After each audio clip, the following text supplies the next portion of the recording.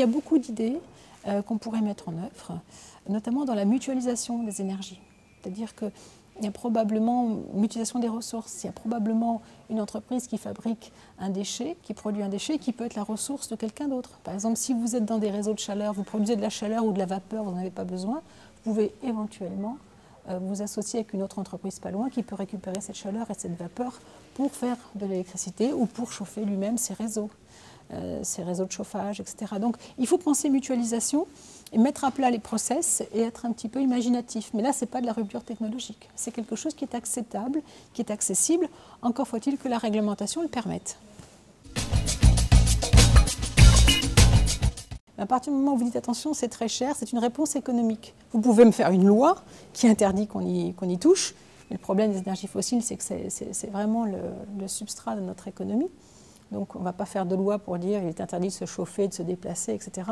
Mais par contre, on peut créer une taxe qui va rendre l'usage, par exemple, de l'essence de plus en plus cher ou des voyages en avion de plus en plus chers, de façon à ce que les personnes, tous les acteurs économiques se déportent vers d'autres technologies ou financent d'autres technologies. Donc c'est une incitation. Ça permet de créer des technologies de substitution, d'évitement, de remplacement. Et c'est ce qu'on appelle donner un prix à la rareté ou à la nuisance, et réellement inciter les acteurs économiques à se déporter vers de nouvelles technologies.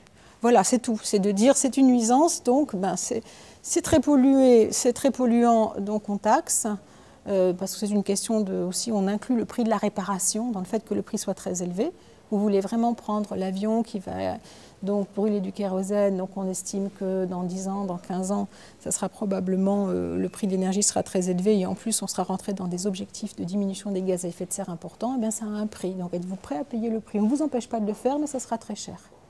Et d'une façon, comme ça sera cher, on peut imaginer qu'il y aura des solutions technologiques ou des crédits ou des allocations d'argent qui iront se porter vers des technologies de substitution.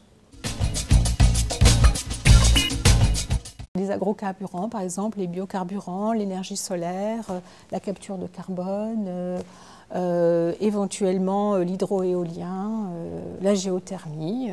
Mais il n'y a pas une énergie qui remplacera le pétrole. Donc c'est pour ça qu'il faut diversifier notre bouquet d'énergie. Le pétrole, il est extraordinaire parce qu'il permet de tout faire, y compris de la chimie, de la pharmacie, de l'agriculture. Les produits dérivés du pétrole sont la glaise de notre monde matériel. Donc on ne pourra pas remplacer le pétrole par une énergie miracle équivalente. Donc c'est pour ça qu'il faut absolument penser diversification énergétique.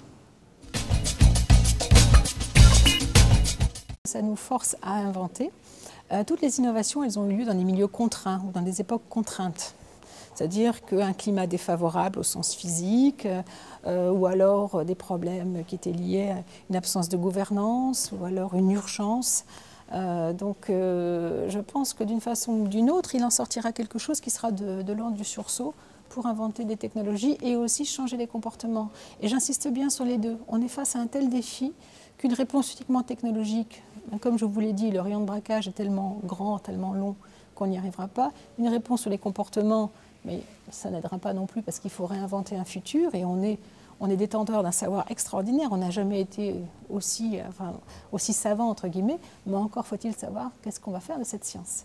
Donc c'est les deux, jouer sur les deux. Et la crise est un excellent catalyseur, est un excellent révélateur de ces besoins.